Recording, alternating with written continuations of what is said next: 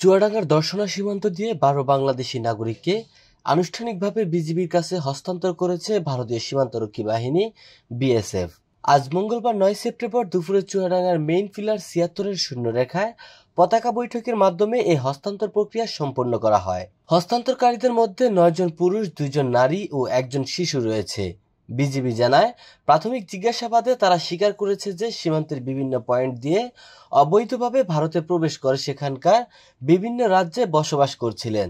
পরবর্তীতে মঙ্গলবার দুই দেশের কোম্পানি কমান্ডার পর্যায়ের পতাকা বৈঠকে তাদের আনুষ্ঠানিকভাবে বিজিবির কাছে হস্তান্তর করা হয়। এ সময় চুয়াডাঙ্গা ব্যাটালিয়নের দর্শনা কোম্পানির কমান্ডার সুবেদার আশরাফুল ইসলাম এবং ৩২ বিএসএফ ব্যাটালিয়নের Gede company commander AC Surender Singh উপস্থিত ছিলেন। চুয়াডাঙ্গা ব্যাটালিয়ন ৬ বিজিবি এর পরিচালক লেফটেন্যান্ট কর্নেল নাজমুল হাসান জানান, সীমান্তের বিভিন্ন পয়েন্ট দিয়ে তারা অবৈধভাবে ভারতে প্রবেশ করেন এবং বিভিন্ন রাজ্যে বসবাস করছিলেন।